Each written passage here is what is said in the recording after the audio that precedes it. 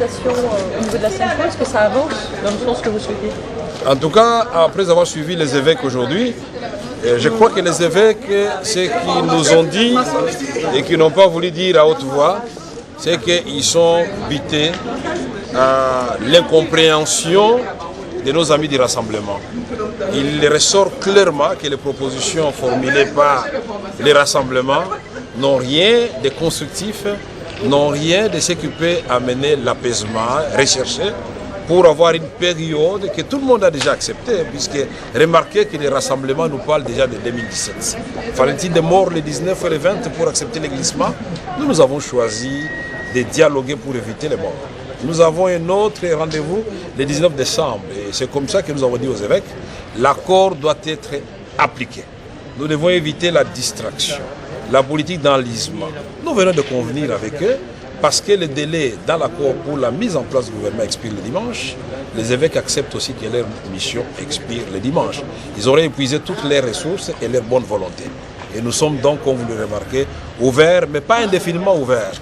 Nous sommes compréhensifs, mais pas naïfs, et du tout pas distraits, parce que nous avons des indiscrétions qui démontrent clairement que nos amis du Rassemblement demeurent dans leur logique d'instaurer un régime spécial dans notre pays. Ça signifie quoi? Le 19 décembre 2016, à minuit, le président Kabila n'est plus président, sans élection, et le président Etienne Tshisekedi ou toute autre personne qu'ils auront choisi, au cas où Tshisekedi n'a plus leur confiance, devient président sans élection. Nous sommes dans quel pays?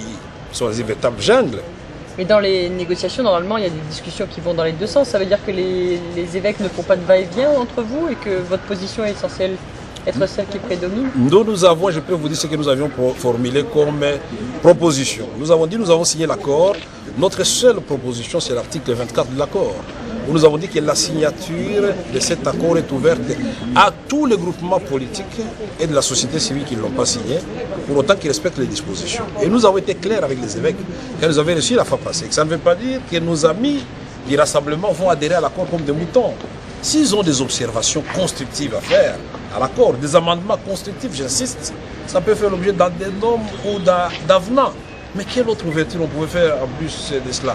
Nous aimons le Congo. Et nous voulons que tous les Congolais se rassemblent autour des valeurs républicaines. Le chaos, ce n'est pas un projet.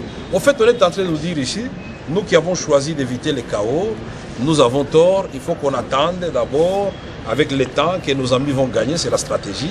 Ils vont faire semblant d'écouter les évêques et ils vont faire plusieurs tours à limiter, va-et-vient, jusqu'au moment où on va arriver au 19 et le chaos va sonner à la porte de la République démocratique du Congo. Nous avons suivi et nous avons lu dans le Guardian l'interview du président Etienne Tshisekedi. Laissez-moi vous dire que je suis tout simplement effarouché. C'est inacceptable quand il dit le 19, Kabila peut tuer 1 million, 3 millions, 7 millions de Congolais, mais il ne tuera pas 70 millions de Congolais. Mais quel est ce leader politique qui peut prophétiser la mort de 3 millions de ses compatriotes et nous allons gouverner les morts? Non, moi j'ai dit il n'y aura pas de morts. Parce que nous avons tout fait, nous qui sommes partis à la cité de l'Union africaine, pour éviter ce chaos-là. Alors nous rendrons responsables ceux qui pensent que pour accéder au pouvoir, il faut d'abord qu'il y ait 1 million de morts de Congolais ou 2 millions de Congolais. C'est-à-dire qu'aujourd'hui on peut faire sans les rassemblements? C'est pas ce que j'ai dit. Vous m'avez posé la question sur notre position. Je ne suis pas porte-parole du rassemblement.